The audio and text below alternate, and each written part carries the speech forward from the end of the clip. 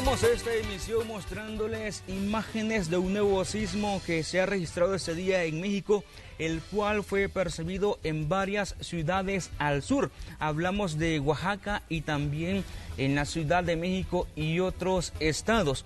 ¿Cuál es la información que se tiene hasta esta hora de la tarde? La intensidad de 7.5 grados y como información preliminar se tiene a una persona fallecida. Además hay otras personas lesionadas y cuantiosas pérdidas materiales. Información que estaremos actualizando en el transcurso de Noticiero Hechos de la tarde en información internacional que tendremos en unos minutos.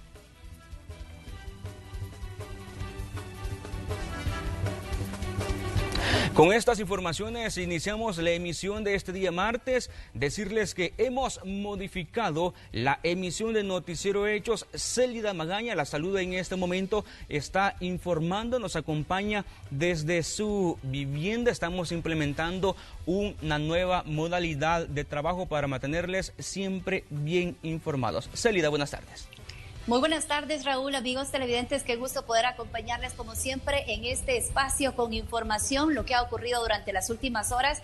Como tú lo mencionabas, esta es una disposición de la Red Salvadoreña de Medios, pero también algo que sugieren organismos internacionales, las autoridades sanitarias, promover el distanciamiento social y si es necesario y si es posible también realizar trabajo desde casa, siempre con toda la disposición y con todo el cariño del mundo para nuestros fieles televidentes, para quienes siempre están pendientes de la señal de Canal 12 y también para quienes se conectan con nosotros a través de nuestras plataformas digitales. Vamos a comenzar esta entrega informativa con las noticias más destacadas de las últimas horas a través de nuestros titulares.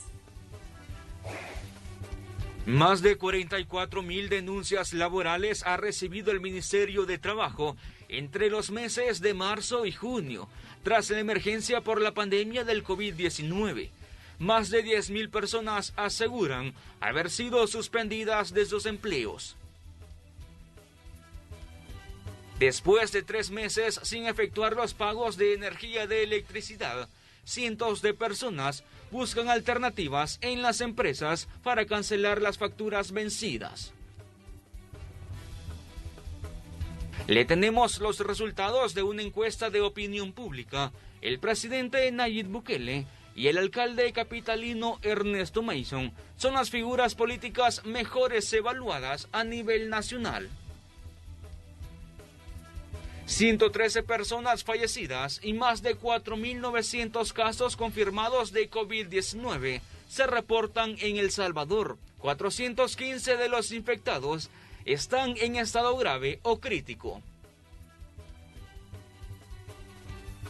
Y en noticias internacionales, México fue sacudido por un potente sismo de magnitud 7.5 grados. La alerta de tsunami se activó para varios países. Le tenemos los detalles. Iniciamos con los hechos de las últimas horas, estableciendo un enlace con la periodista Marcela Rivera, quien nos tiene detalles sobre una conferencia que ha brindado el ministro de Trabajo referente a las denuncias recibidas durante esta época que hemos estado de la emergencia por la pandemia. Adelante, Marcela. Y en los departamentos que se ha recibido la mayor cantidad de denuncias está en primer lugar San Salvador con más de 24,000, seguido por La Libertad con más de 10,000 denuncias. Veamos el siguiente reporte. Más de 44,000 denuncias ha recibido el Ministerio de Trabajo entre el 19 de marzo y el 22 de junio, es decir, durante el periodo de confinamiento, en su mayoría por suspensión laboral, no pago de salarios y prestaciones, falta de medidas preventivas y el no cierre de empresas. ¿Cuáles son los sectores más denunciados? Bueno, principalmente el sector servicio. 18.834 se recibieron denuncias de empresas de este sector. Por parte de la industria se recibieron 12.903 denuncias, en el sector de comercio 11.861 y muy baja demanda por parte del sector agrícola, solo con 208 denuncias. De acuerdo con el ministro de Trabajo, se buscarán mecanismos de diálogos para llegar a un acuerdo entre el empleado y el empleador. Y de no llegarse, podrían haber sanciones penales, sostiene. El anuncio que hoy hacemos de la creación de la mesa de intermediación y negociación para sacar los acuerdos y salgan beneficiados las dos partes, la parte patronal y el sector laboral, que eso va a ser por la vía del diálogo, la concertación y la negociación.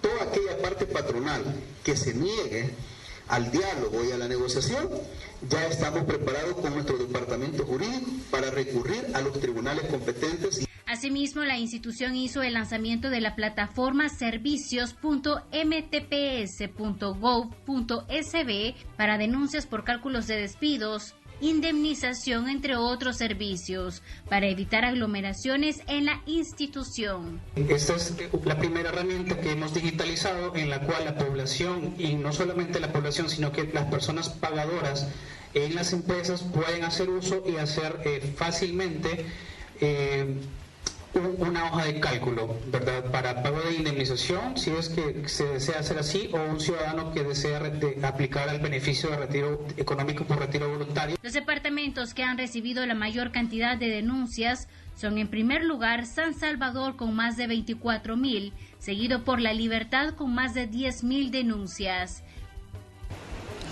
Bueno, y les voy a repetir cuál es la plataforma que ha lanzado el Ministerio de Trabajo, y es servicios.mtps.gov.sb para hacer el cálculo por despido o también por retiro voluntario. Este es mi informe. Gracias, Marcela, por tu reporte sobre estas denuncias que está recibiendo el Ministerio de Trabajo. Vamos a más información de este día, y es que decenas de personas llegaron desde muy temprano a Certrasen para realizar sus trámites, y es que las filas se han extendido por varias cuadras. Veamos. Desde Apopa viajó a San Salvador para reponer su tarjeta de circulación en Certrasen. Llegó a las 4 de la mañana para ser de los primeros en pasar, sin embargo ya habían personas esperando. Y aunque las oficinas abren a las 8 de la mañana, Ricardo Guerrero se fue preparado con una silla para esperar esas 4 horas. Habían comentado que habían largas colas, entonces pues me gusta ser un poco precavido y ser uno de los primeros, pues. Con el pasar de los minutos, la fila incrementaba, y es que muchos tienen hasta el 30 de este mes para realizar los trámites, como Francisco Díaz, que de igual forma llevó su asiento para esperar. Bueno, vengo a realizar el trámite de refrendo de tarjeta de circulación y licencia de conducir, ya que el mes de marzo me venció y no pude salir a renovarlo por lo mismo de la cuarentena que inició el 10 de marzo, y mi fecha es del 15 en adelante. Por segunda ocasión, Silvia Morales llegó a Certrasen para refrendar la tarjeta de circulación y asegura se tuvo que levantar más temprano para esperar el trámite. Este mes tengo para renovarla porque ya tenía vencimiento anterior, y pues cuando vino lo de la cuarentena ya no pude, ¿verdad?, refrendar. Así que así la situación. Usando mascarilla y manteniendo el distanciamiento social, encontramos a Mauricio Rivas, quien viajó desde el departamento de Cuscatlán. ¿A qué hora vino usted acá? Como a las 6:20. ¿Por qué se levantó tan temprano para venir? Porque en todo lo que uno se prepara, hay que, para traer tus documentos en regla para poderlos realizar.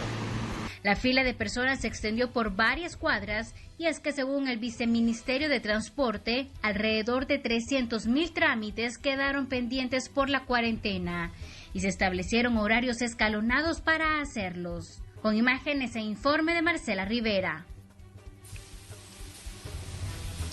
Muchas gracias, Marcela, por la información. Y vamos a conocer ahora cuál es la situación de las personas que se vieron afectadas por la pandemia del coronavirus y no pagaron el servicio de energía eléctrica. Tatiana Funes nos informa. Adelante.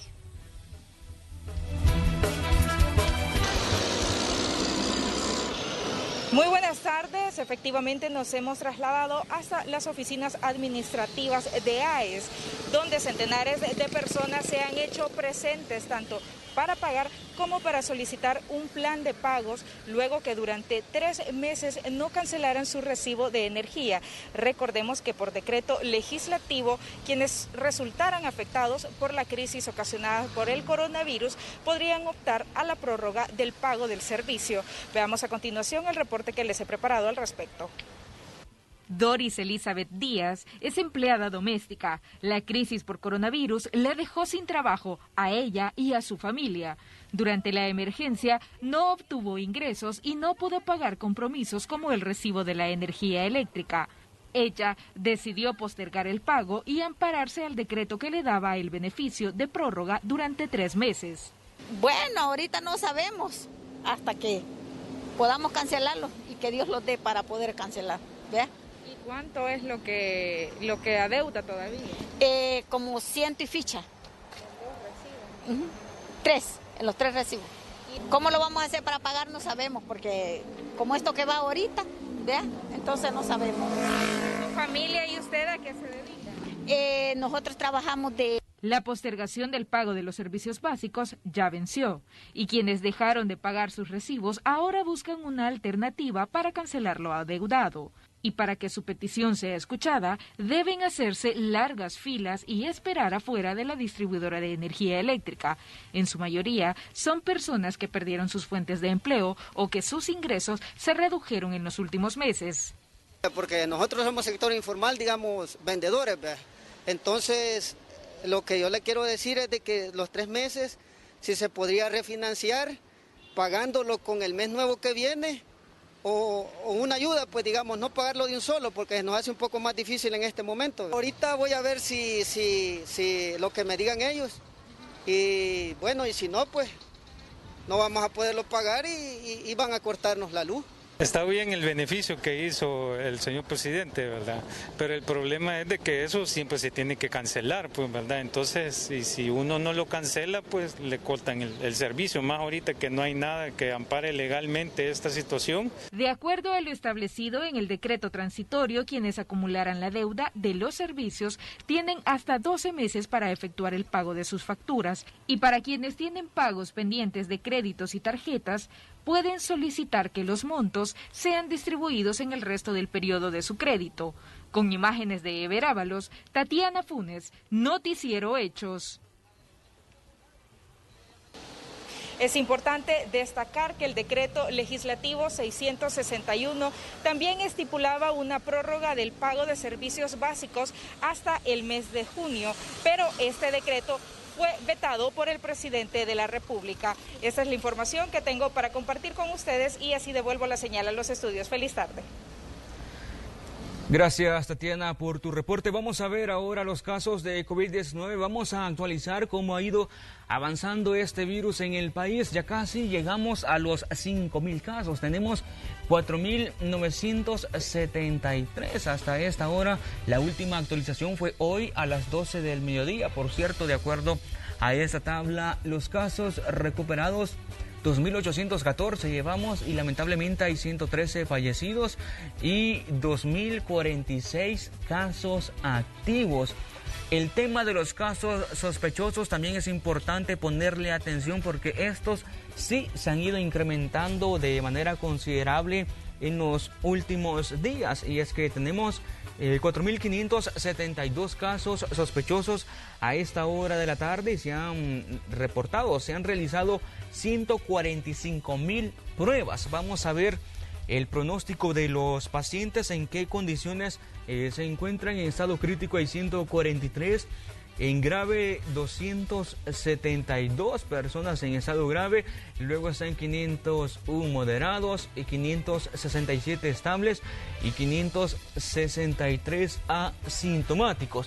El caso de las edades, vamos a ver el grupo de edad, hay 69 niños con COVID-19, adolescentes hay 148, personas adultos jóvenes de 20 a 39 años hay 2.236.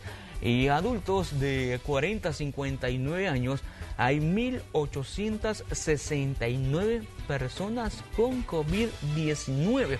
Algo que también es importante destacar o ponerle atención son los mayores de 80 años, personas ya de avanzada edad, hay 132 con COVID-19. Así parte de los datos, las estadísticas que les podemos mostrar a esta hora de la tarde sobre cómo ha ido avanzando esta enfermedad en el país.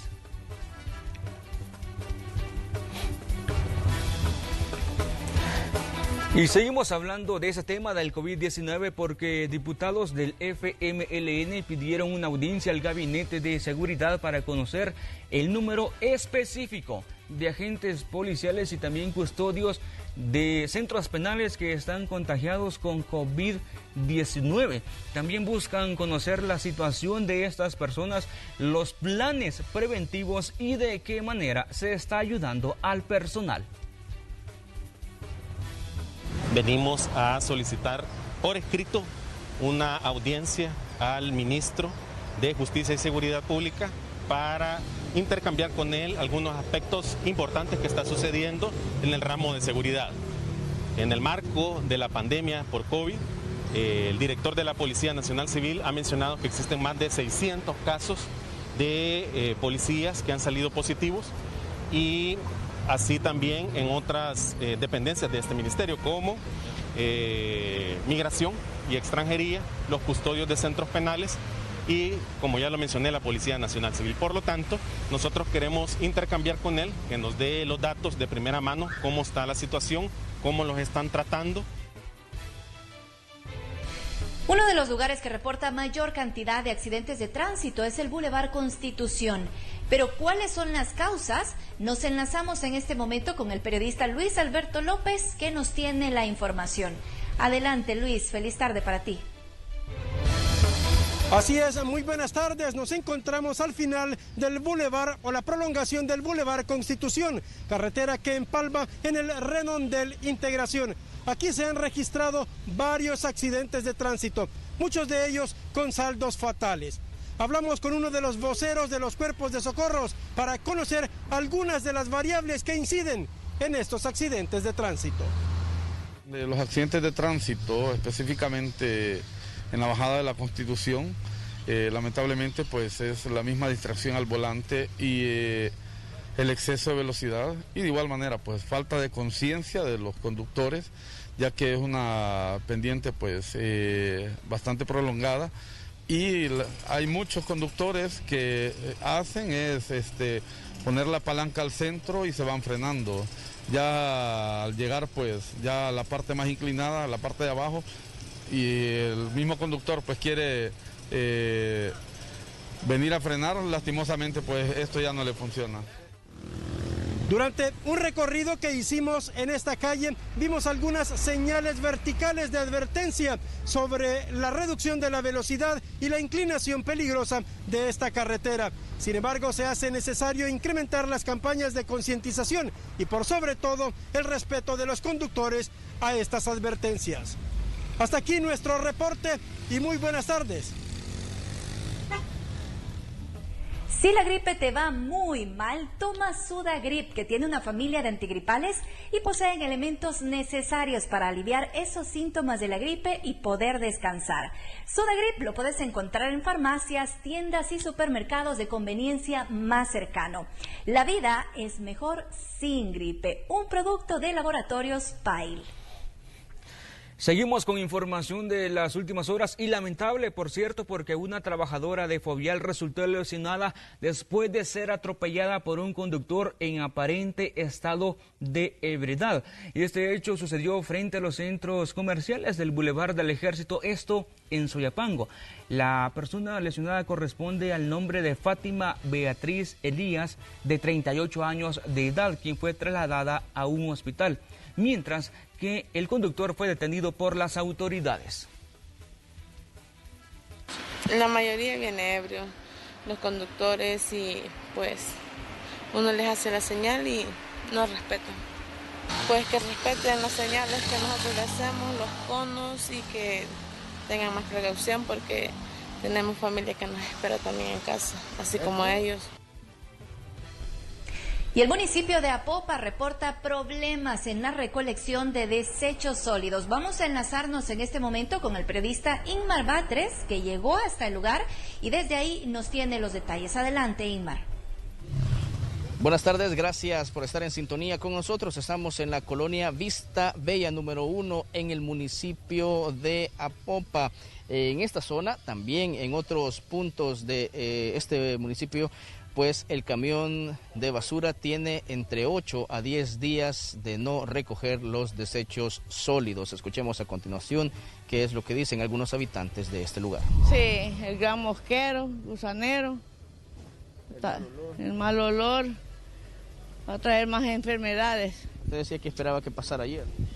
Sí. ¿Cada cuánto está pasando? 8 días, porque los camiones que hay no alcanzan, dicen los que están buenos. La mayoría están arruinados. Sí, como a veces nosotros tal vez. Pero fíjese que si tuviéramos un pica, yo si lo tuviera, pero ¿a dónde la vamos a botar? Porque si el basurero allá no permite que la vayan a botar, de acuerdo, porque la vez pasada están pasando 3 días por semana, lunes, miércoles y viernes. ¿Y ahora? Ahora cada 8 días, cada 15 días. Entonces, la situación complicada. Nosotros nos afecta porque los impuestos los pagamos y todo, ¿verdad? Si no pagáramos, de acuerdo, porque así fuera por todos lados, esto es lo mismo, ¿verdad? Yo creo que es descuido del alcalde. Muy bien, eran las palabras de los habitantes de la Vista Bella 1. Nosotros sostuvimos una conversación telefónica con el alcalde de Apopa, Santiago Zelaya, y él sostiene que la recolección pues se ha detenido porque los trenes de aseo están funcionando solo en un 50%. Escuchemos qué fue lo que nos dijo vía teléfono. Dice que como estuvo cerrada la venta de repuestos, entonces hace poco abrieron las ventas de repuestos, nosotros estamos ahí con ciertos pedidos y tenemos parados 5 camiones, solo estamos operando con 5. Entonces, pero ya hoy que regresamos a trabajar, ya se compró una parte y estamos ya para comprar los demás, así que por esa razón ha sido así. Bueno, en este momento en eso estamos ahorita, viendo ya las finanzas para disponer de dinero si hay, pero habría que ver de qué fondo se va a agarrar. Muy bien, en la información que nosotros le tenemos a esta hora, le estaremos dando seguimiento a estas preocupaciones de los habitantes de Apopa. Lo cierto es que el día de mañana se reunirá el Consejo Municipal para buscar una solución a este problema. Desde Apopa regreso la señal al set principal. Buenas tardes. Bastante preocupante la situación en Apopa por la falta de recolección de basura, el llamado para las autoridades. Con esta información hacemos el primer corte de esta tarde, regresamos en unos minutos.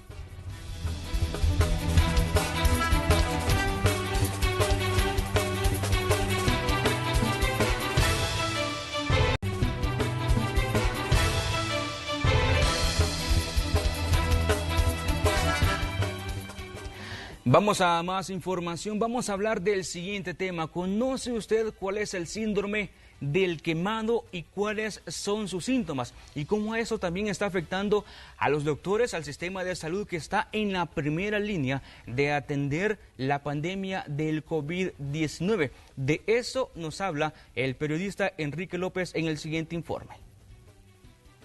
El sistema público de salud se encuentra al límite del colapso por el incremento de casos de COVID-19. Esto genera una sobrecarga de trabajo en el personal de salud que lleva más de 70 días en primera línea combatiendo la pandemia, situación que ya comienza a pasar factura, no solamente física, sino emocionalmente. Esto es conocido como el síndrome del quemado, que se caracteriza por un estado de estrés crónico, agotamiento emocional y una actitud distante al trabajo. De acuerdo a un estudio realizado en el Hospital San Rafael, más del 60% de los empleados han sido afectados durante la emergencia sanitaria. Trabajadores de salud que están en primera línea del Hospital Nacional San Rafael, evidentemente hay un sentimiento de afectación que poco a poco pues, se va presentando. Afortunadamente el hospital con la unidad de salud mental pues, ha detectado y ha intervenido eficazmente todos estos cambios de comportamiento que algunos de nosotros han presentado. Gracias a esta investigación se pudo detectar a tiempo las diferentes sintomatologías. Para contrarrestar los efectos se han habilitado clínicas psicológicas para reforzar la salud mental del personal sanitario. Estamos muy al pendiente de quién cuida al cuidador. De hecho, Salud Mental del Hospital Nacional San Rafael tiene mucha experiencia en el manejo de este tipo de circunstancias o de diagnósticos o de afectaciones emocionales. Entonces hay todo un tamizaje y también un abordaje, y a veces es necesario utilizar algunos medicamentos para regresar al estado emocional normal de algunos de ellos. De acuerdo al presidente del Colegio Médico, la sobrecarga laboral al que son sometidos el personal de salud abona al incremento del estrés y agotamiento emocional. Esperan que con la inauguración del Hospital El Salvador disminuya la saturación en los recintos sanitarios. Ya en este momento hay una gran sobrecarga laboral en el personal de salud, y además muchos pacientes están en lugares donde no pueden ser tratados de la mejor forma.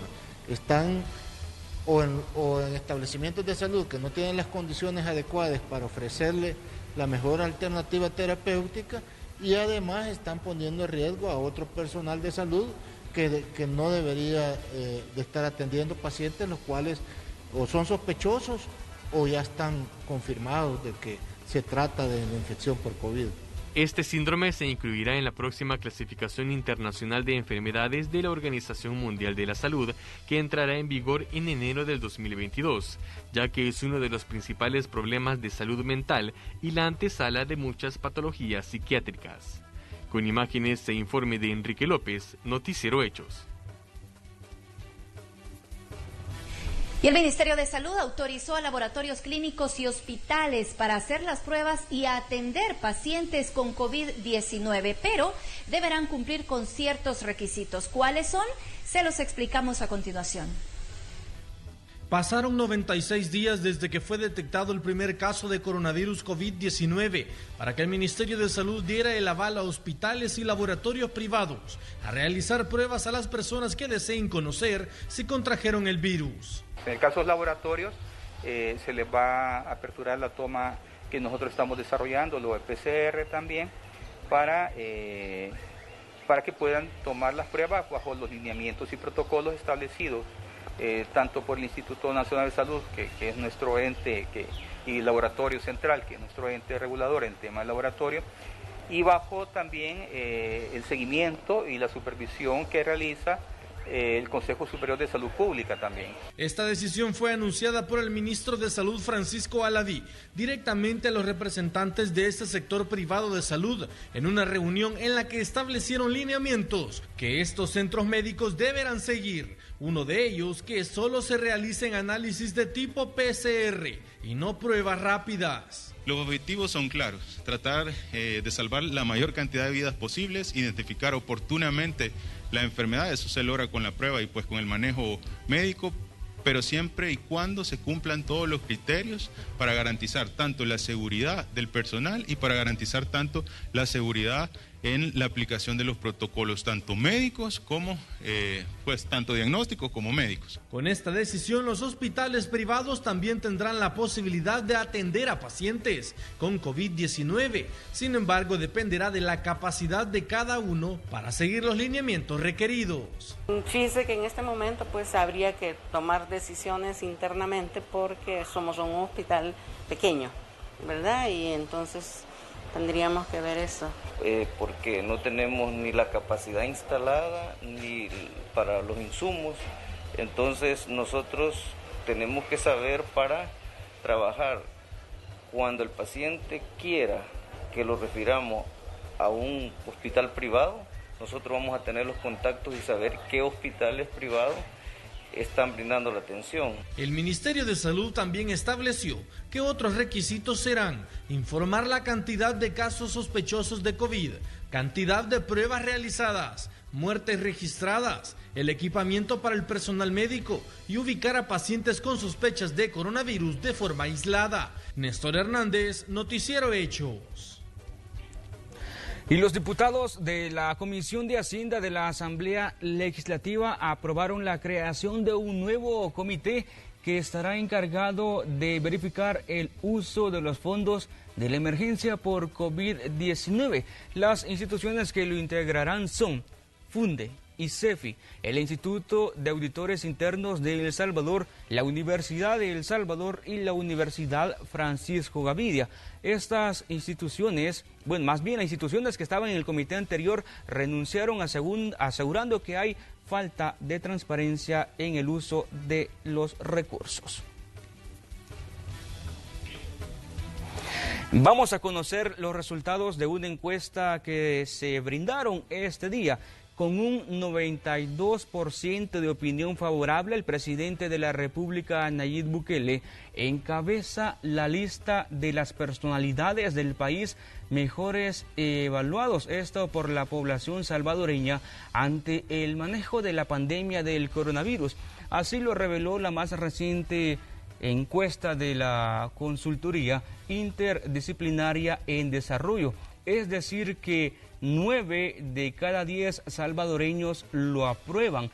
El mandatario es seguido por el edil de San Salvador, Ernesto Mason, con un 59%, mientras que las personalidades con opinión desfavorables son el ex vicepresidente y actual secretario del FMLN, Óscar Ortiz, con un menos 66%, y el presidente y el expresidente del Congreso, Norman Quijano, con un menos 74%.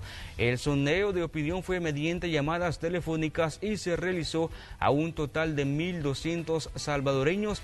También se cuestionó cuál es el partido político de preferencia suyo. Se les preguntó a las personas, el 45% dijo que ninguno, el 38% Nuevas Ideas, el 6% Gana o Arena y finalmente con un 3% de preferencia el FMLN.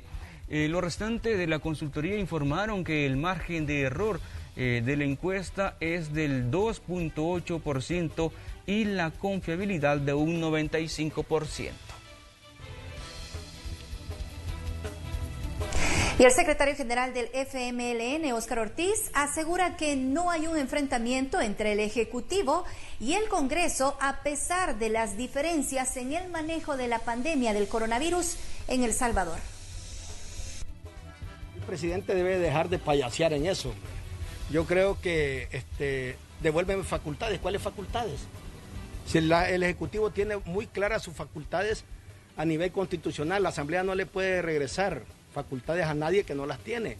Así reaccionó el secretario general del FMLN, Óscar Ortiz, a la carta abierta que el presidente Nayib Bukele envió a la Asamblea Legislativa y la Corte Suprema de Justicia para que, según el mandatario, le regresen al Ejecutivo las atribuciones constitucionales para regular la movilidad de los salvadoreños ante un posible incremento de los casos de coronavirus.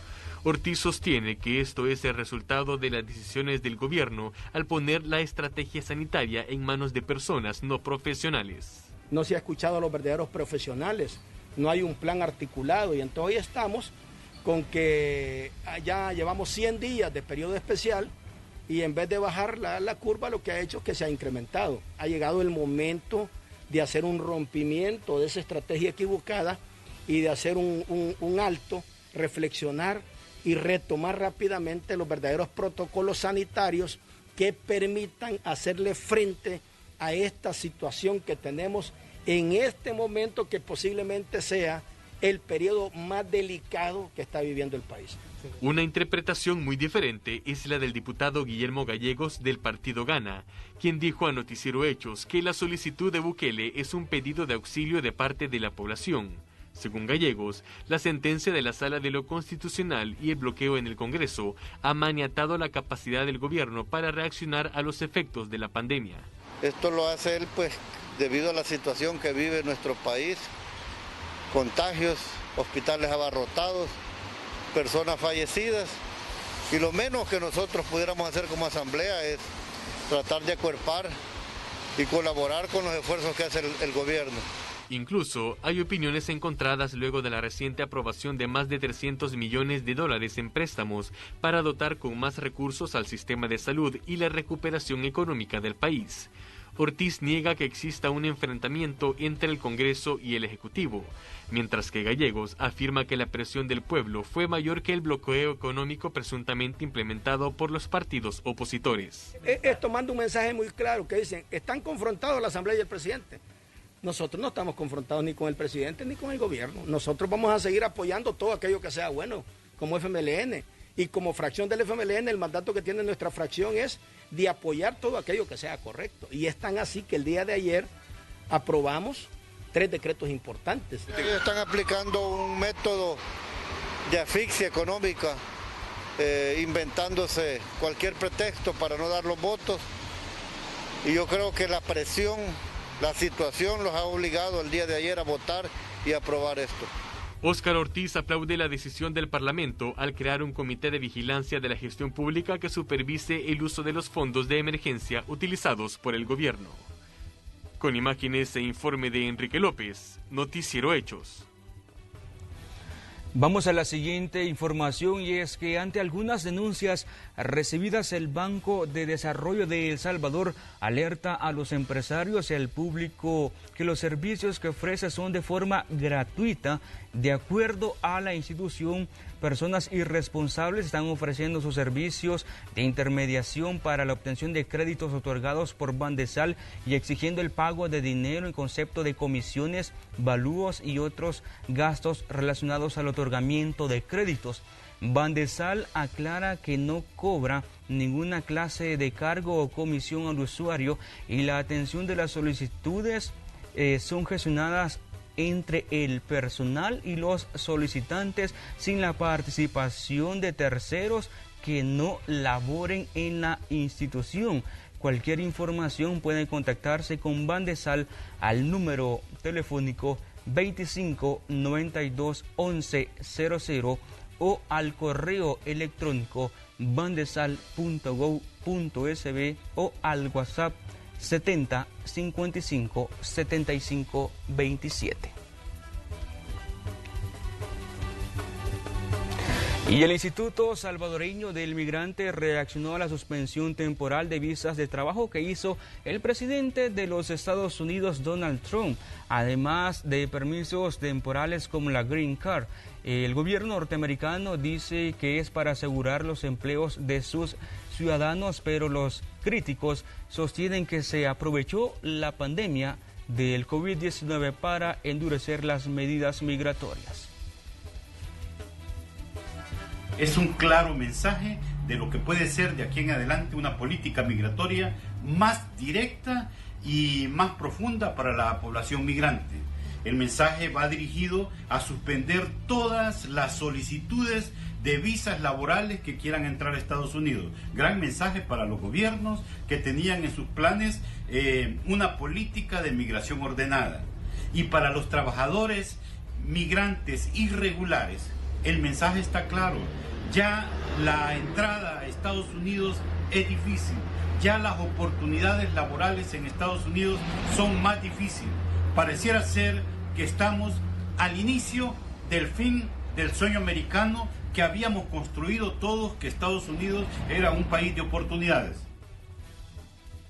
Y a esta hora de la tarde nos enlazamos con Gerardo Borja, que nos tiene información de tráfico vehicular sobre el Boulevard Tutunichapa.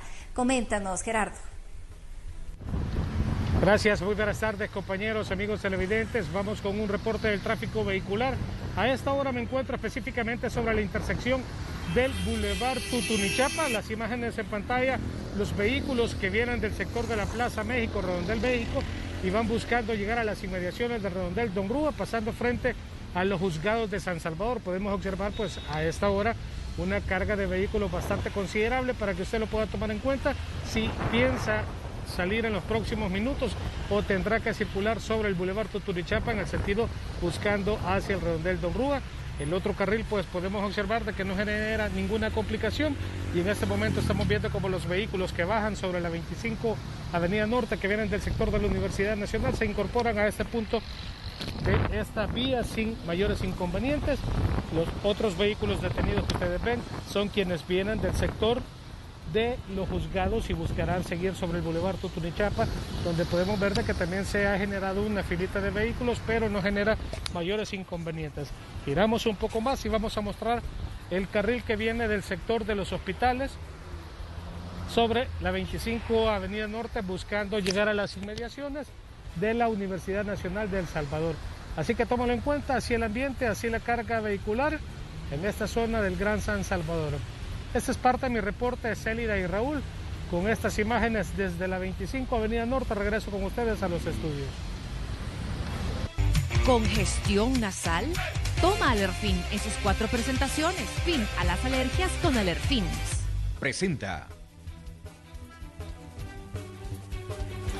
Vamos a conocer las condiciones del clima, a revisar el mapa del Ministerio de Medio Ambiente, y es que para el final de esta tarde, también para la noche, se esperan chubascos y tormentas aisladas de débiles intensidad y rápido desplazamiento, o principalmente esto sobre la zona occidental y franja norte del país. Y es que para las próximas 24 horas se tiene un 60% de posibilidad de inundaciones y crecidas leves, deslizamientos puntuales y caídas de árboles frágiles, de acuerdo al mapa del Ministerio de Medio Ambiente, de acuerdo al SNET, es el que observamos en nuestras pantallas. De momento se observa despejado el territorio nacional, sin embargo, las proyecciones es que para las próximas horas, ya entrando la noche, sí tengamos algunos chubascos aislados. ¿Qué podemos esperar en cuanto a condiciones climáticas para las próximas horas? Vamos a enlazarnos en este momento hasta el Ministerio de Medio Ambiente con el meteorólogo de turno, Walter Flores, que nos tiene la información. Adelante. Desde el Ministerio de Medio Ambiente se informan las condiciones del tiempo previstas para este martes 23 de junio del 2020. Amanecemos con cielos poco nublados sobre la región y eso va a permanecer la mayor parte del día. Esperamos medios nublados ocasionales para finales de la tarde y noche y probabilidad de alguna lluvia aislada, principalmente en la zona occidental y parte del centro del territorio nacional. Lluvias muy débiles y aisladas precisamente por el patrón que estamos registrando de vientos acelerados en la cuenca del Caribe. Esa condición siempre viene a restringir las lluvias un poco sobre la región. Para el día de mañana esperamos una onda tropical, la cual se va a ver atenuada específicamente por la influencia de ese patrón de viento acelerado. Igualmente, a partir del día miércoles esperamos influencia de vientos que están transportando polvo desde el Sahara sobre la región centroamericana y El Salvador, y durante el día viernes probablemente tengamos un pico en cuanto a esa condición, concentraciones más altas de polvo sobre el país que van a venir justamente a darle continuidad a ese patrón de restricción de lluvias. Así esperamos que las temperaturas igualmente se mantengan bastante cálidas y un ambiente brumoso sobre el país, alcanzando máximas de 31 grados al centro y el occidente del país y mínimas que rondan los 20-21 grados. La zona oriental con máximas de 36 grados y las mínimas alcanzando los 23 grados. Un llamado a la precaución para aquellas personas que realizan actividad frente a nuestras costas. Ahí los vientos de componente este alcanzando entre los 30 a 40 kilómetros por hora. Tómalo muy en cuenta para todas sus actividades. Es todo lo que tenemos en cuanto al tiempo para este periodo.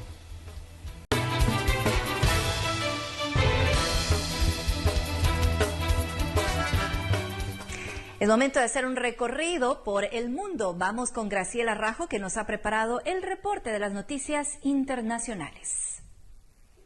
Muy buenas tardes, es momento de actualizar la información de carácter internacional y la vamos a iniciar en México porque en las últimas horas se registró un sismo magnitud 7.5 en la escala de Richter, esto a las 10:29 hora local, y se originó a 12 kilómetros al suroeste de la localidad de Crucecita, en el estado de Oaxaca, en el suroeste del país. Las autoridades estatales reportaron que el temblor también se sintió en Chiapas, Guerrero, Estado de México y Puebla. Amigos de la red de noticias Salvavisión, los saluda Víctor Ordóñez desde Puebla, México, donde en efecto alrededor de las 10:29 de la mañana de este 23 de junio, pues todos los mexicanos fuimos sorprendidos por un sismo de 7.5 grados a la escala de Richter, con epicentro esto en el estado de Oaxaca. Una situación que, bueno, pues causó temor, causó alarma por parte de todos y cada uno de los ciudadanos. Recordemos que en 2017 se registró otro temblor que, bueno, pues sin duda activó los recuerdos de esa tarde. En esa ocasión fue alrededor de la 1:30 p.m. Sin duda, bueno, pues prácticamente se comenzaron a revisar los inmuebles tanto de los gobiernos, también los hospitales.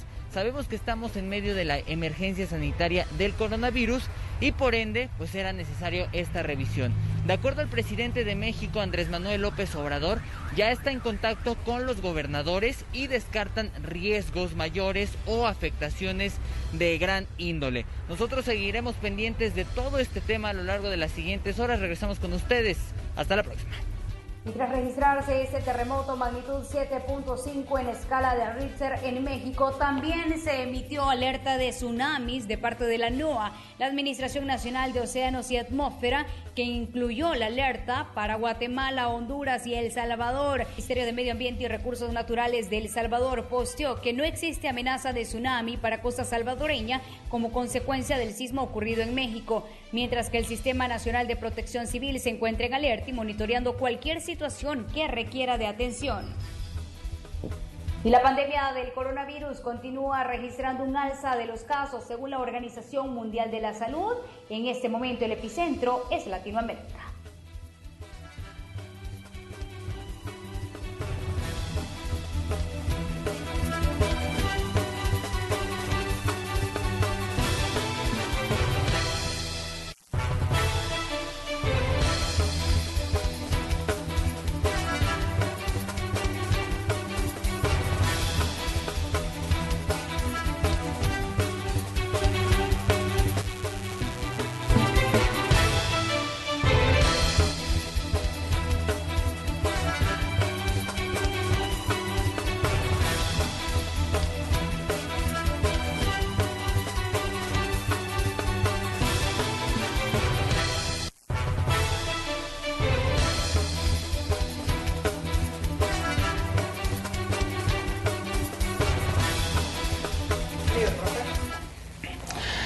Vamos con más información acá en Noticiero Hechos. Vamos al espacio de la entrevista. Hoy nos acompaña en el estudio el licenciado Eduardo Montenegro, presidente de CISA Seguros e Inversiones S.A., con quien vamos a conversar sobre el plan de integración de Scotia Seguros y su cambio de imagen. Buenas tardes, licenciado.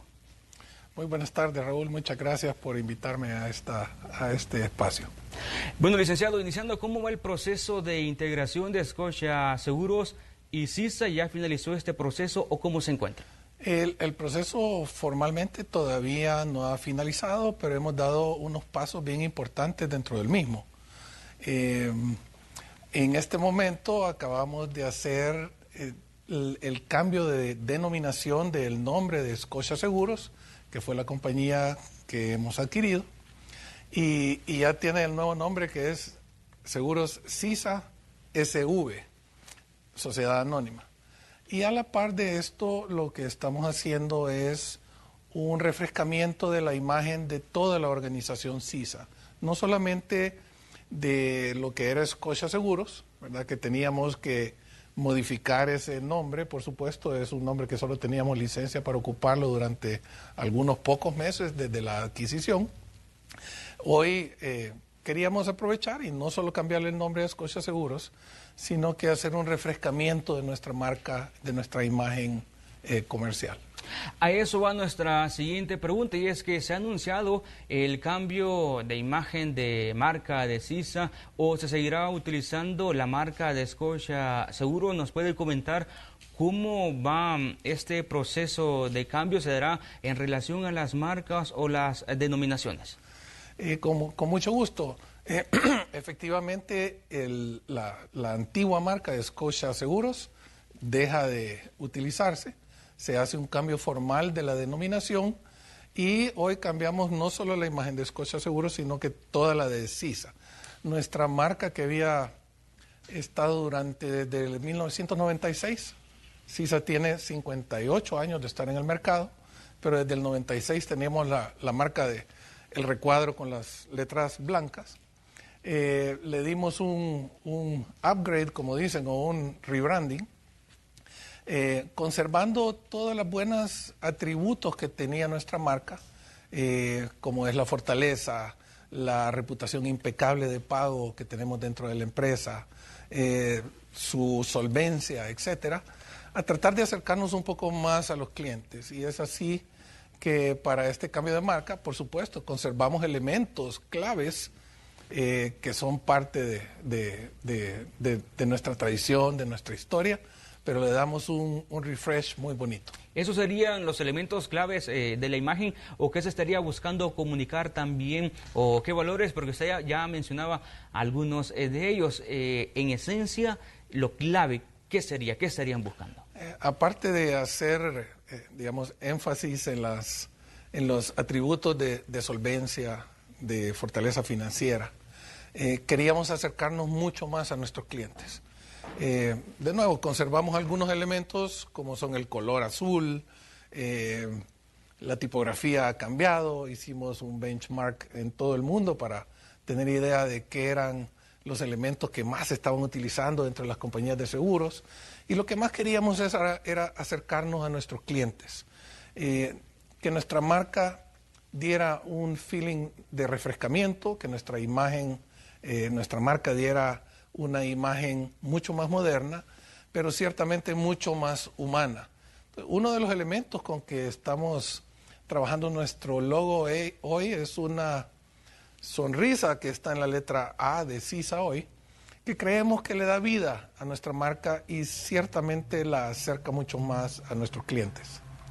Y es que además de este cambio de imagen, CISA lanzó su nueva campaña denominada Porque tu bienestar lo es todo. ¿En qué consiste y cuál es la esencia de esta? Con gusto.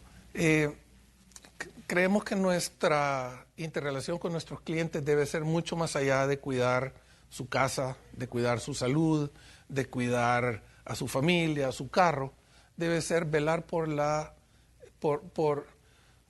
el bienestar integral de nuestros clientes. Por supuesto, el cuidarlos de todos los riesgos a los que estamos tan expuestos los salvadoreños es una parte integral de esto. Pero la otra parte que consideramos que es muy, muy valiosa es el estar mucho más cerca de ellos, ¿verdad? Entonces, esto es parte fundamental de este esfuerzo de rebrandeo o de mejoramiento de nuestra marca. Sin duda es importante la transformación y cuáles serían las ventajas competitivas que de ahora en adelante tendrá la empresa con esta unión entre CISA y Scotia Seguros. ¿Cuáles serían? ¿Cómo no? Hoy con la unión con Scotia Seguros unimos dos grandes aseguradoras con un tremendo historial, con una larga trayectoria, con muchísimo talento en las personas con las que trabajamos. Y hoy pues nos ratificamos nuestra posición de número uno. CISA tiene 27 años de ser la compañía número uno en El Salvador. Con esta adquisición fortalecemos esa posición, la cual de verdad agradecemos a todos nuestros clientes que nos dan el privilegio de estar ahí. Pero también ya le llevamos beneficios directos a nuestros clientes. Hoy tienen 5 puntos de atención en Santa Ana, San Salvador, San Miguel, zona Caribe, zona de Loma Linda, con lo cual queremos estar de nuevo mucho más cerca de ellos. Hemos ampliado nuestras redes médicas hospitalarias, hoy tan importante, hemos ampliado nuestras redes de talleres de automotores, hemos trabajado enormemente en la parte digital para poder atender a nuestros clientes en forma remota y creemos de que todos estos buenos beneficios los ponemos hoy a disposición de nuestros clientes. Más productos, mejores servicios y pensando en ellos en una forma integral a manera de cuidar por su bienestar. ¿Qué representa en términos del mercado y de los activos y qué representa también esto para sus clientes? Bueno, la unión de estas dos aseguradoras nos posiciona firmemente como la compañía número uno del mercado de El Salvador, con aproximadamente el 25-26% de participación del mercado. Estimamos una producción de más de $180 millones de primas. Eso nos posiciona como de las compañías grandes de Centroamérica, no solo la más grande de El Salvador, sino que ya nos pone mano a mano con las compañías grandes de Guatemala, las compañías grandes de Panamá. Eso pues es algo muy, muy positivo. En términos de activos, terminamos en forma unida con más de $200 millones de activos, más de $80 millones de capital, que es el respaldo que tienen las compañías de seguros para hacerle frente a las obligaciones de sus clientes. Entonces, integralmente, digamos, nos mejora nuestro posicionamiento, y todo esto, no hay que perderlo de vista, todo esto tiene el objetivo de poder proporcionarle mejores condiciones, mejores productos y mejores servicios a nuestros clientes. Sin eso no tendría sentido todo lo que estamos haciendo. Y a partir de esta integración, ¿cuáles son los próximos pasos de la empresa y cuáles son las líneas estratégicas en el mercado salvadoreño? Primero tenemos que, digamos, digerir bien esta compra, asegurarnos de que todos los servicios que le damos a nuestros clientes de Scotiaseguros o de CISA no vayan a verse interrumpidos por nuestros procesos internos de integración. Entonces, esto es una área de concentración importante que le estamos prestando obviamente mucha atención. Nuestros accionistas son accionistas que provienen de varias actividades de carácter regional. En ese sentido, nosotros sí aspiramos a volver a ser una compañía regional. Y digo volver porque ya tuvimos en el pasado operaciones como Seguros Cuscatlán Honduras. Cuando éramos parte de Citibank, se manejaban todo el negocio de bancaseguros de todos los países de Centroamérica desde El Salvador. Y creo que una de las razones importantes por las cuales nuestros socios decidieron invertir y volver a invertir en El Salvador hoy con primero la compra de Citi, luego la compra de Scotia, es precisamente tener a El Salvador como la base de operaciones para la regionalización. Y eso habla muy bien de los salvadoreños, habla muy bien de la visión de largo plazo de nuestros accionistas para hacer posible estos, ya lo voy a llamar anhelos, pero que sí esperamos concretar en los próximos días, primero Dios. Licenciado, aprovechando la oportunidad y de acuerdo a su experiencia también, estamos en medio de esta emergencia del COVID-19, hablamos de una nueva normalidad, una nueva realidad que estamos viviendo en transformación. Las empresas también están en ese proceso. ¿Ustedes cómo están viviendo esto o cómo también se podría ver afectada esta industria? Creo que es súper buena pregunta, Raúl, y creo que todos ahorita estamos en medio de estos temas relacionados con COVID. Es un poco temprano realmente para poder predecir cuál va a ser el impacto final sobre la industria aseguradora, tanto a nivel local como a nivel internacional. A nivel internacional empezamos a ver a los reaseguradores, que son, digamos, la materia prima de los seguros a nivel mundial, y para temas tan importantes como las coberturas catastróficas de nuestros países, terremotos, etcétera, los estamos empezando a ver endurecerse. Endurecerse quiere decir a gente que se sale y dice, mejor ya no voy a darle capacidad a ese país, o incrementos de precios. Eso puede tardar un poquito en venir, y es obviamente por las afectaciones relacionadas directamente con la pandemia. Desde el punto de vista local, nuestra compañía fue la primera compañía en decir públicamente que todos los tratamientos relacionados al COVID iban a ser cubiertos por nuestras pólizas. Esto era algo muy importante porque normalmente las pólizas de salud tienen exclusiones por el tema de pandemias. Entonces, el hecho de que saliéramos CISA, pero también salió el resto de la industria después, a decir, casi toda la industria, no todos los aseguradoras, pero casi todas, vamos a darle cobertura a los tratamientos.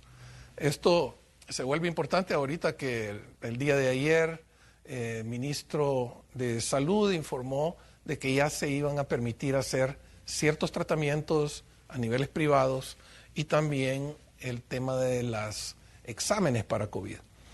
Me preguntaban que si eso iba a estar cubierto, y por supuesto, en nuestra compañía, como cualquier otra enfermedad, está cubierto por nuestras pólizas, bajo las condiciones de las mismas.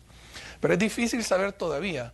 Esperamos tristemente que va a haber una afectación por el tema de mortandad en los seguros de vida, ¿verdad?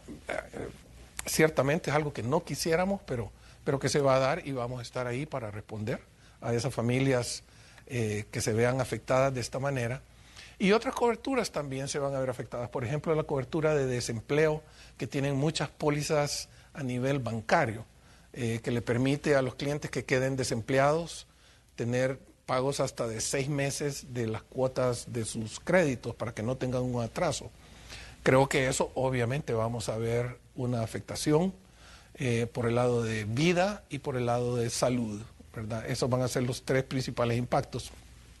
Eso se puede compensar un poquito con otros ramos que han tenido durante estos meses una aparente menor siniestralidad o menos reclamos, que se puede deber no solo a que de verdad no hayan pasado, como en automotores, como también a muchos clientes que no han podido llegar a presentar sus reclamos.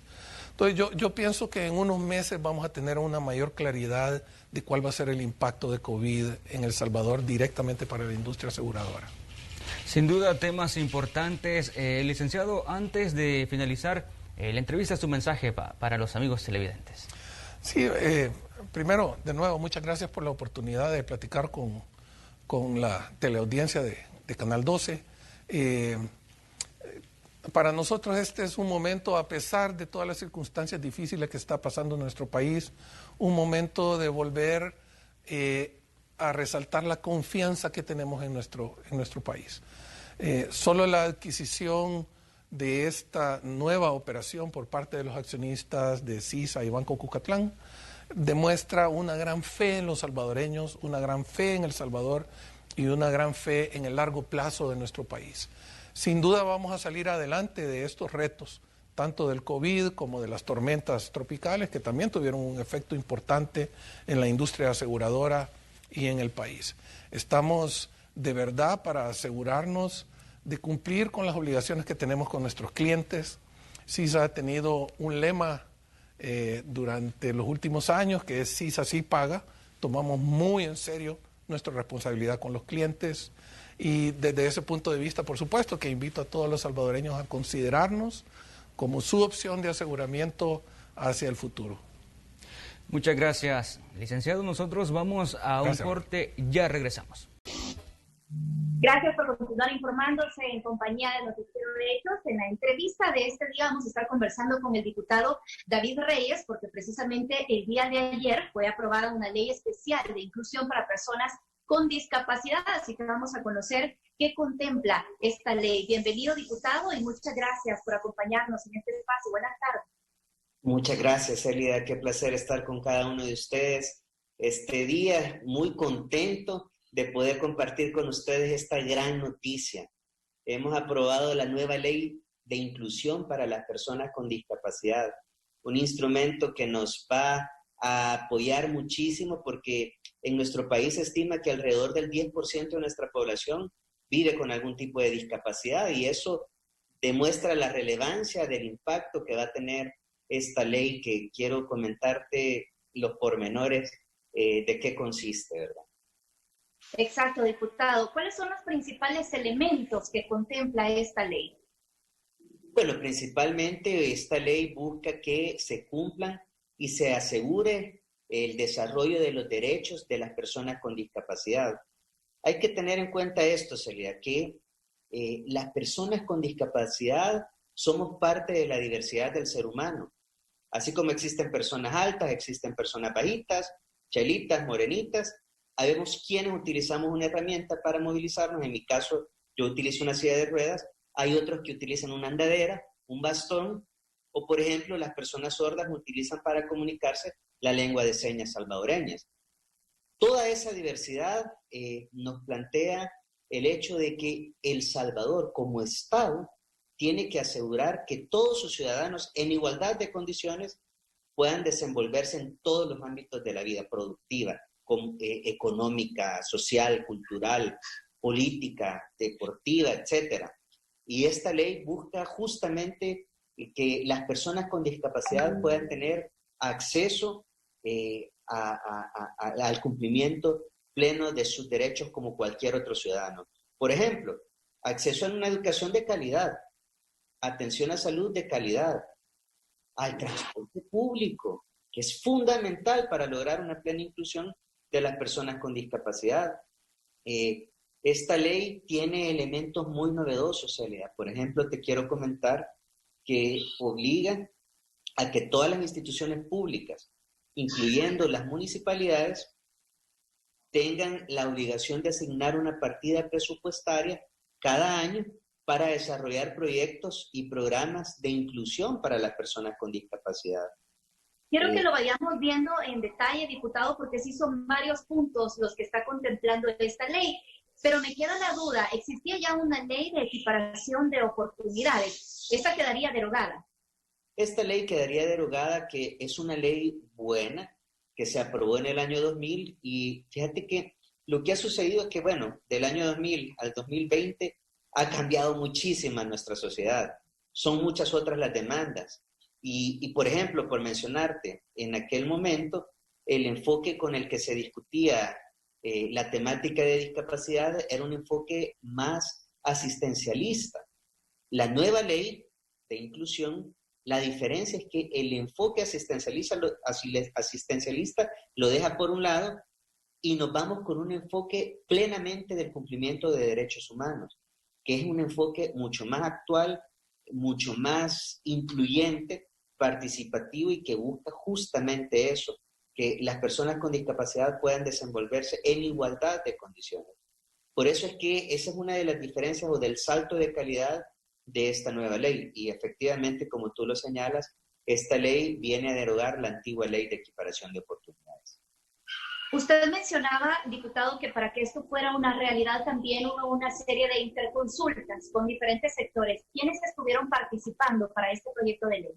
Bueno, durante todo el proceso de consultas, de discusión de la ley, participaron primeramente activamente una gran cantidad de organizaciones de personas con discapacidad, de diferentes tipos de discapacidad, organizadas por la Procuraduría para la Defensa de los Derechos Humanos. Participaron las instituciones municipales como ISDEN y Comures. Participó la Corte Suprema de Justicia, el Gobierno de la República, tuvimos en varias ocasiones al ministro de Hacienda, porque hay muchos elementos que son imprescindibles para que esta ley tenga plena efectividad, como la estamos visualizando. Se dio un tiempo de consulta bastante amplio, donde hubieron muchísimos insumos, los consolidamos en un mismo articulado, y es como ahora tenemos una ley de 137 artículos que promueve justamente la inclusión de las personas con discapacidad. ¿Cuáles son las razones, diputado, por las que usted considera que este proyecto había sido engavetado durante tanto tiempo y hasta ahora se tiene ya un proyecto concreto? Sí. Lo que sucede es que cuando ingresa este cuerpo de ley en el 2015, en aquel momento quien presidía la Comisión de la Familia, no es una crítica, simplemente es la verdad, se priorizó en la discusión de la Ley General de Adopciones. Fue una ley que tomó bastante tiempo su discusión y básicamente se enfocaron casi que solamente en el tema de las adopciones, porque la comisión se llama la Comisión de la Familia, Niñez, Adolescencia, Adulto Mayor y Personas con Discapacidad. Y es hasta esta legislatura en la que estamos, este servidor solicita la presidencia de esa comisión para darle prioridad número 1 al tema de la ley de inclusión. Una vez iniciamos esta legislatura y arrancamos el trabajo con un foro amplio donde llegaron cientos de personas con discapacidad e instituciones, y desde ahí para acá hemos estado en todo este proceso que no es fácil, no es rápido ponernos de acuerdo, no solamente entre partidos políticos, sino que incluyendo todas las visiones de las diferentes instituciones y de la sociedad civil, pero hemos llegado a un consenso, y por eso te digo que esperamos que este proyecto pueda ser sancionado lo más pronto posible por la Presidencia de la República. Ahora, también para que esto sea posible, diputado, porque hay muchas críticas de que en el país existen muchas leyes sin que en realidad se cumplan o se lleve a cabo como está estipulado. Es importante, en este caso, la participación de diferentes sectores, usted ya lo mencionaba, las alcaldías, la empresa privada, pero ¿qué se requiere de ellos? Bueno, primero, la plena participación.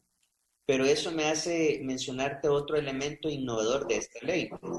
Esta ley contempla la creación de un tribunal sancionador, que será el encargado de conocer denuncias o de actuar de manera oficiosa cuando haya incumplimiento a algunas de las disposiciones de esta ley. Y esto aplica tanto para el sector público como para el sector privado. Entonces, esto es lo que nos garantiza que va a haber un ente que permanentemente va a estar analizando que haya cumplimiento fiel a cada una de las disposiciones de esta ley. Y esta ley establece 3 tipos de sanciones: sanciones leves, graves y muy graves, y las multas pueden ir entre un salario mínimo hasta 9. En ese rango de clasificación, la ley contempla específicamente cuáles son sanciones que se van a interponer cuando haya violaciones específicas a esta ley. Entonces, eso es algo que no se contemplaba antes, y quizás para que tengamos una idea, es el mismo principio como cuando se aprobó la ley de ética gubernamental. La misma ley creó dentro de su articulado un tribunal de ética gubernamental que es el encargado de velar pues, por todas las disposiciones de la ley. Es lo mismo en esta ley. Esta ley tiene una cantidad de disposiciones, como por ejemplo, por mencionarte una, que se debe de asegurar de que haya una contratación, una cuota de contratación, tanto en el sector público como privado, de una persona con discapacidad por cada 20 empleados. Es decir, el 5% de los empleados tienen que ser personas con alguna discapacidad. Quien incumpla esto, incurre en una sanción muy grave. Y el tribunal será el encargado, mediante un procedimiento que se desarrolla en la ley, de establecer esas sanciones e imponer esas multas. Esto no se tenía... Usted lo mencionaba, diputado, que son 137 artículos los que está contemplando esta ley, y a mí me gustaría que nos vayamos enfocando por lo menos en los artículos que están marcando la diferencia y con lo que antes no se contaba y que será de beneficio para cualquier persona con algún tipo de discapacidad. Así que necesito hacer una pausa comercial, pero vamos a invitar a todos nuestros televidentes que se queden con nosotros porque en minutos regresamos y seguimos conversando de este tema.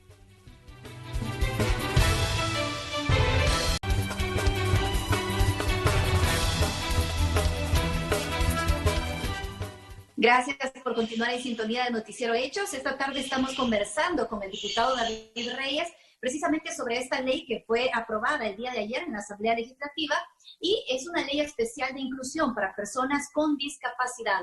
Diputado, mencionábamos antes del corte comercial que se cuenta con 137 artículos en esta ley. A mí me gustaría irnos enfocando en ciertos temas que me parece que están contemplando y que no teníamos antes, como por ejemplo, se está contemplando una partida presupuestaria, pero ¿se ha mencionado la cantidad que tendría que destinarse específicamente para esto? A ver, la ley establece que en el caso de las instituciones públicas, al momento de desarrollar su presupuesto para cada año, dentro de la política presupuestaria que el Ministerio de Hacienda le envía cada año a cada institución pública, tiene que incluir esos lineamientos. No se puede omitir la creación de una partida presupuestaria específica para el cumplimiento de esta ley, es decir, para proyectos específicos de inclusión para personas con discapacidad. Un ejemplo bien particular, en el caso de educación, en algunas situaciones es necesaria la adecuación de la currícula educativa para que alguna persona con una discapacidad intelectual pueda desenvolverse en igualdad de condiciones.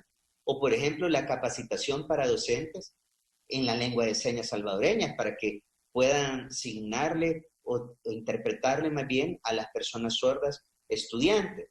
Ese es por poner un ejemplo. También, en algunos casos, diputado, hay instituciones educativas privadas que sí permiten la inclusión de niños con algún tipo de discapacidad, pero exigen, por ejemplo, una maestra sombra, que esto implica un gasto adicional, obviamente, para la familia que tiene que contratarla.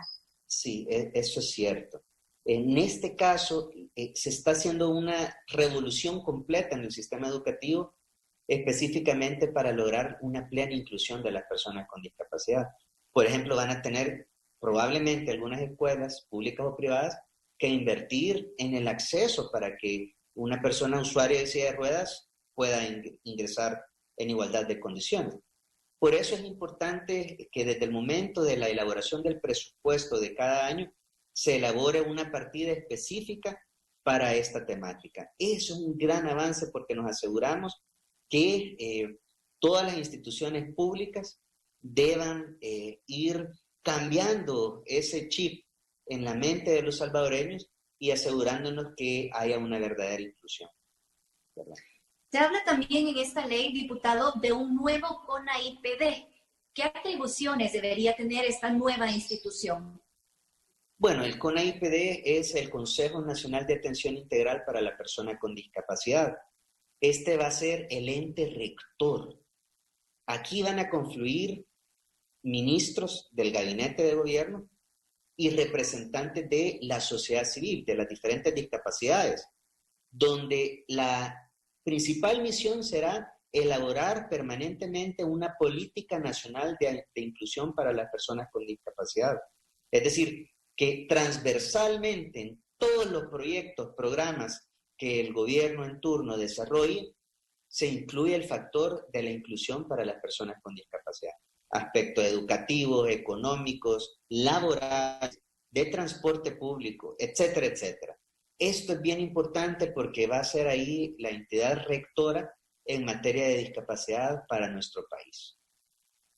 Se habla también de un transporte público accesible. Sabemos que actualmente las unidades de transporte colectivo no cuentan necesariamente con los requerimientos para que una persona, por ejemplo, que debe transportarse en una silla de ruedas pueda subirse. Son contadas quizás las unidades de transporte colectivo que cuentan con los mecanismos. En este caso, ¿a quién va la exigencia?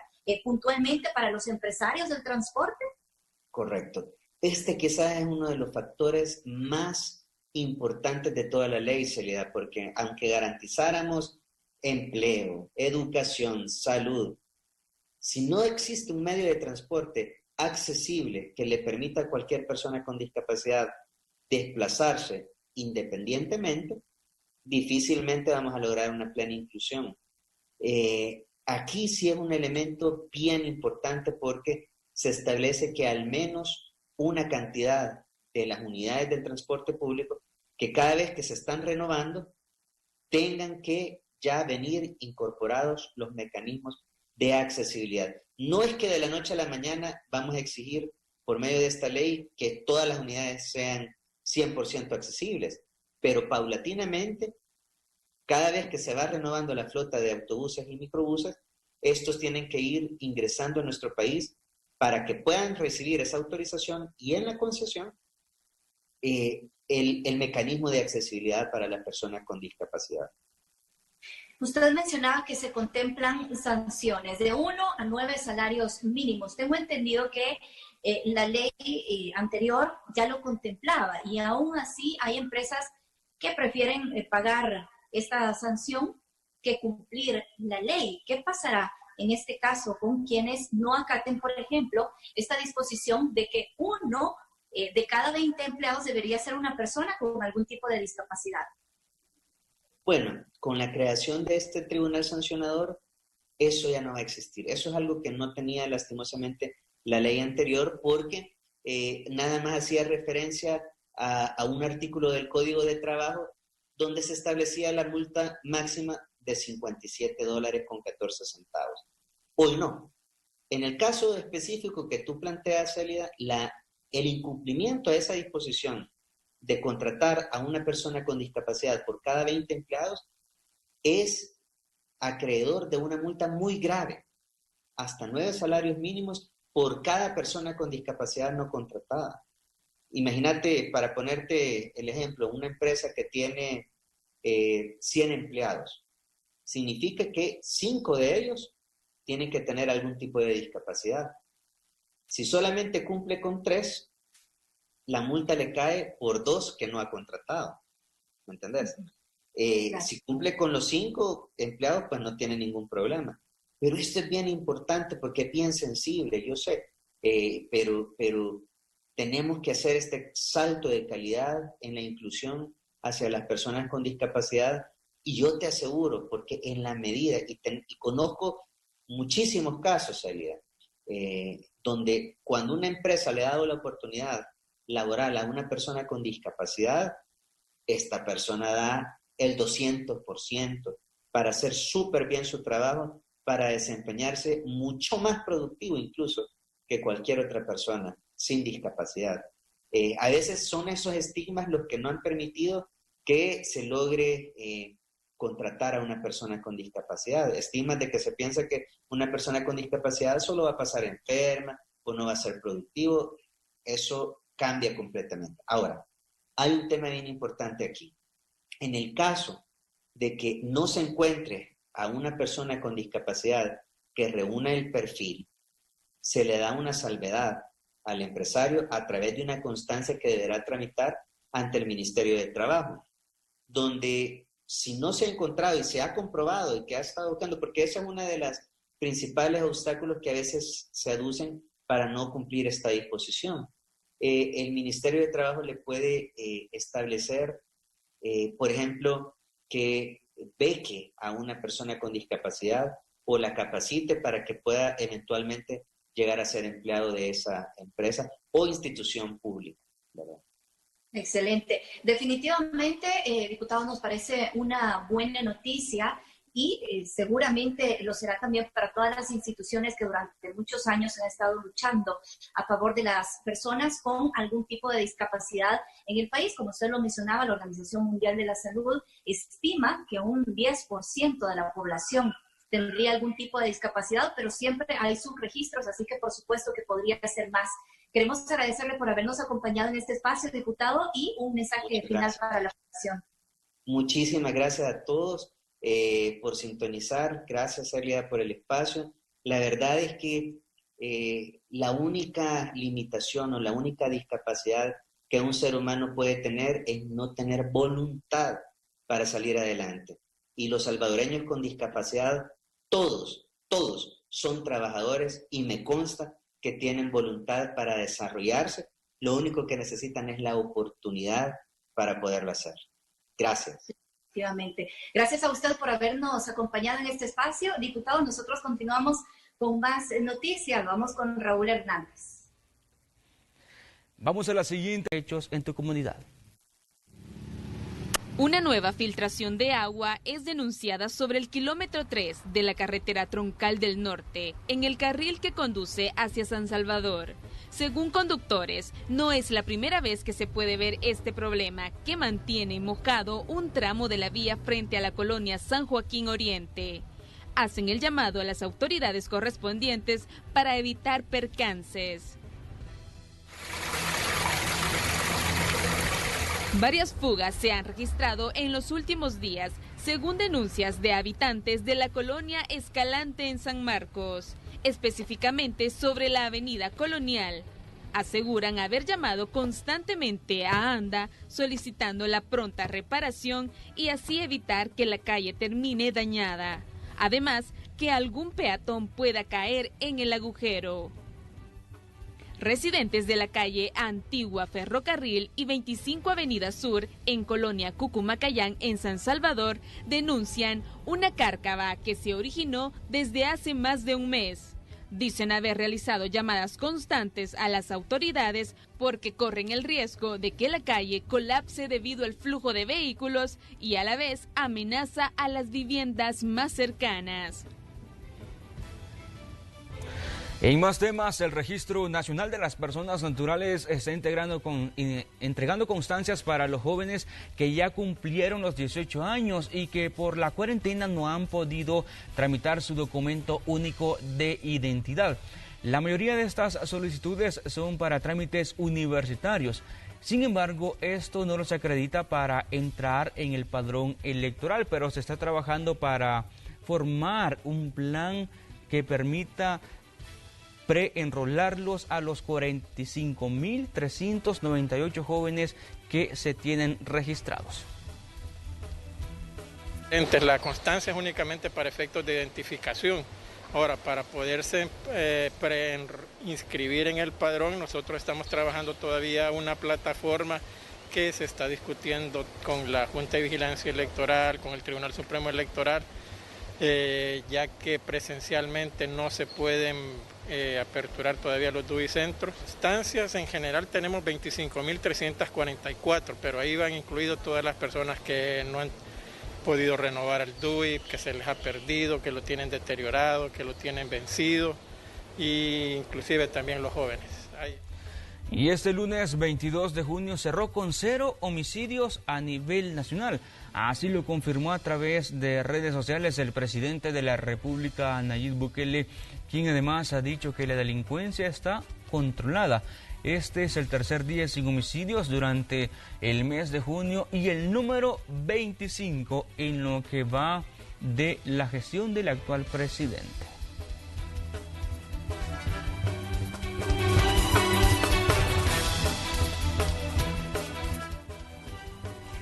Hay más noticias internacionales. Nos enlazamos nuevamente con nuestra compañera Graciela Rajo. Gracias por continuar con nosotros. Vamos a ver qué es lo que ha estado ocurriendo a nivel internacional. En China han continuado las pruebas rápidas de COVID-19 para detectar los casos que han surgido recientemente en Pekín. La capital de China continuó su prueba masiva de coronavirus 12 días después de que se descubriera un nuevo brote en un mercado de alimentos al por mayor al sur de la ciudad. Un total de 249 personas en Beijing han sido infectadas desde el 11 de junio. La ciudad ahora puede realizar más de 300.000 pruebas de ácido nucleico por día en comparación con 40.000 en marzo, dijo Zhang Wang, subdirector de la Comisión de Salud de Beijing. Dijo que la política para la detección se basa principalmente en el nivel de riesgo y la gravedad, y la prioridad está en los grupos de alto riesgo en los mercados involucrados en el brote, así como en las comunidades circundantes. Los trabajadores de restaurantes, supermercados, residentes en vecindarios de alto riesgo, trabajadores de entrega de alimentos y mensajeros de paquetería también se han sometido a pruebas a gran escala. Este es un informe de Kelly Abrego para la RNA. Mientras tanto, Reino Unido avanza hacia la nueva normalidad y han comenzado a levantar más medidas. El primer ministro del Reino Unido, Boris Johnson, anunció el martes una nueva flexibilización de las restricciones de coronavirus en Inglaterra, que permitirá la reapertura de restaurantes y peluquerías a partir del 4 de julio. La intención era que otros servicios de contacto cercano puedan reiniciar el negocio siempre que lo hagan de manera segura, dijo. Johnson también anunció que se permitirá la reapertura de campings, hoteles, siempre que las instalaciones de lavado y los baños compartidos se mantengan limpios. Sin embargo, las instalaciones interiores como gimnasios y parques acuáticos deberán permanecer cerradas. La regla de distanciamiento social de 2 metros del país se reducirá a 1 metro, pero la gente aún debe mantenerse a 2 metros de distancia siempre que sea posible, dijo el primer ministro. Este es un informe de Kelly Abrego para la RNA. Y ahora nos vamos a ir hasta los Estados Unidos, donde se realizan los actos protocolarios al último adiós de Rayshard Brooks, quien recibió un disparo mortal de un oficial de policía en Atlanta, Estados Unidos. Sus restos mortales llegaron a la iglesia bautista Ebenezer, donde el reverendo Martin Luther King predicó una vez. El fiscal de distrito del condado de Fulton, Paul Howard, anunció 11 cargos contra el asesino del afroestadounidense, incluido un asesinato grave. Y vamos con más información porque el presidente de los Estados Unidos anunció este martes que autorizó al gobierno con hasta 10 años de prisión a cualquiera que vandalice o destruya un monumento o propiedad federal de los Estados Unidos. La medida tiene lugar después de varios incidentes en todo el país en el que grupos de manifestantes han derribado estatuas de militares y políticos relacionados con los Estados Confederados del Sur por su presunta relación con la esclavitud o la discriminación racial contra los ciudadanos. Y ahora nos vamos a ir hasta China, que recientemente lanzó el último satélite de su red Beidou, similar al estadounidense Sistema de Posicionamiento Global, y dio un paso más para convertirse en una importante potencia espacial. El lanzamiento se retransmitió en vivo desde la base de Xiyang, en las montañas en el suroeste de China, poco antes de las 10 de la mañana. Una media hora después, el satélite entró en órbita y desplegó sus paneles solares para obtener energía. Vamos con un resumen de noticias internacionales.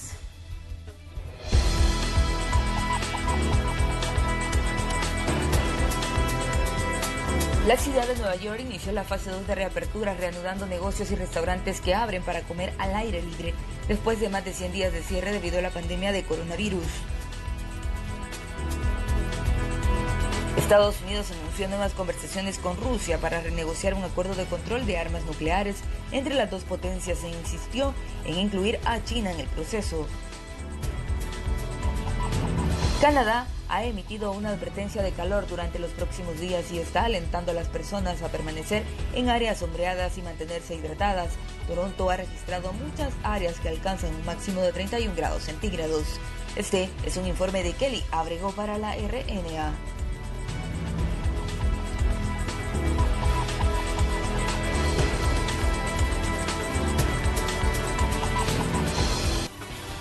Esta es parte de la información que teníamos para todos ustedes. Buen día. Gracias, Graciela, por el resumen de noticias internacionales y de hecho con esa información llegamos al final de esta emisión de Noticiero Hechos. Recuerde, a partir de ahora tenemos una nueva modalidad con Célida Magaña, quien está realizando teletrabajo. Por cierto, ya la hemos visto durante la emisión de este día, informando y también presentando desde su casa. Por cierto, vamos con Célida. Adelante, Célida. Concluimos esta entrega de noticias. Gracias por habernos acompañado. Será hasta mañana. Buenas tardes.